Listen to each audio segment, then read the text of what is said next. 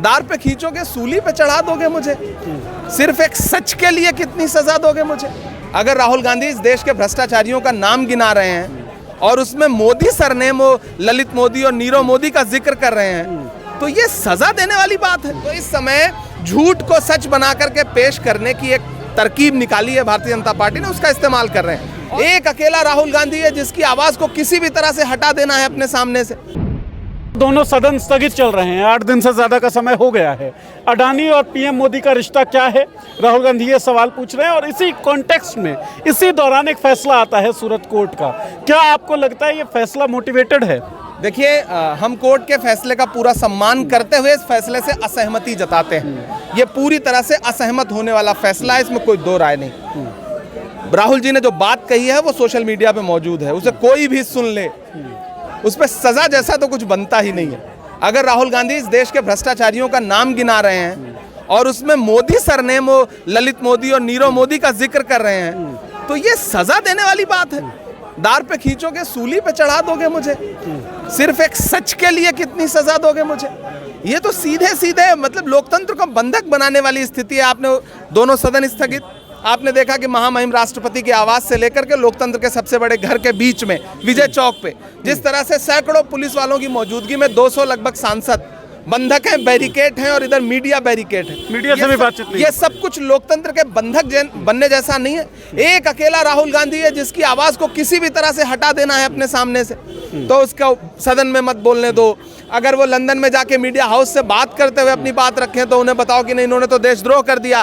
नरेंद्र मोदी जी तब तकरीबन 15 बार इस तरह की भाषा विदेशों में बोल चुके हैं, कैलिफोर्निया में, शंघाई में, दोहा में, कनाडा में। तो क्या सब देशद्रोह था जब वो ये कह रहे थे कि भारत में पैदा होना पाप है, जब वो ये कह रहे थे कि भारत तो सपेरों का देश है? इन सारी बातों को लेकर के राहुल जी की आवाज को दबाने की कोशिश और आज ये फैसला। सर, एक जो दोष लगता रहता है राहुल गांधी की, आलोचना होती है कि वो बहुत अच्छी तरीके से अपने बातचीत को कंस्ट्रक्ट नहीं कर पाते हैं और कई बार इस तरह की चीज़ बोल जाते हैं जिसके गलत मायने निकल जाते हैं। जैसे नीरव मोदी या ललित मोदी की जो आपने बात की, केस जो था कि उन्होंने पूरे मोदी सरनेम को उसमें घसीट दिया कि मोदी सरनेम वाले चोर क्यों होते हैं। क्या आपको लगता है ये उनके एक्सप्रेशन का ही मामला है या फिर ये बात नहीं कह रहे थे? वो उन तमाम लोगों के नाम गिनाते हुए कह रहे थे कि ये तमाम वो लोग क्यों हैं जिनके नाम के साथ ये लगा है और इन्होंने जो है देश के साथ फ्रॉड किया है। तो बात को अलग, केवल एक्सप्रेशन का नहीं। जनता पार्टी के पास एक ऐसी ट्रोल आर्मी है जो राहुल गांधी के हर सच्ची बात को झूठ और अलग तरीके से प्रस्तुत करती है। आलू से सोना निकलने वाली बात जो कि नरेंद्र मोदी ने कही थी, किस तरह राहुल गांधी जी के नाम से प्रसारित की गई और देश ने मान भी लिया कि हाँ, ये राहुल गांधी जी की कही गई बात होगी।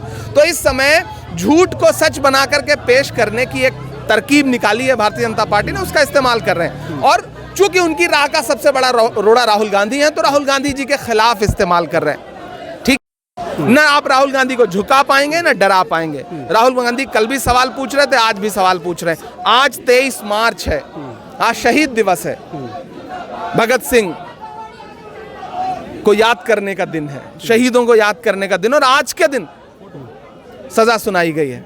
राहुल गांधी डरेंगे नहीं। ठीक है, भारतीय जनता पार्टी पर सर एक आरोप ये लगता रहता है कि संस्थाओं का दुरुपयोग करती है। हम देख भी रहे हैं कि ईडी जिस तरीके से रेड करती है विपक्ष के नेताओं पे, खास तौर पे इस कंडीशन में किस तरीके से लड़ाई, खास ट्रोल आर्मी का भी आपने जिक्र किया, एक तरफ संस्थाएं, दूसरी तरफ बड़े बड़े बिजनेसमैन, पॉलिटिकल डोनेशन, एक तरफ सोशल मीडिया पे ट्रोल आर्मी, किस तरीके से कॉन्टेस्ट करेंगे, किस तरीके से फाइट करेंगे इस तमाम? देखिए, हमारे पास सच की ताकत है और हम महात्मा गांधी के रास्ते पर हैं।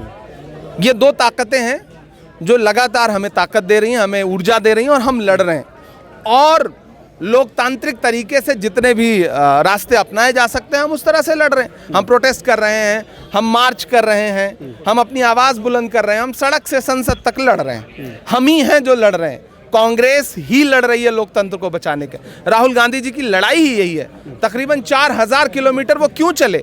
भारत को जोड़ने के लिए, लोकतंत्र को बचाने के लिए। राहुल गांधी का कसूर यही है।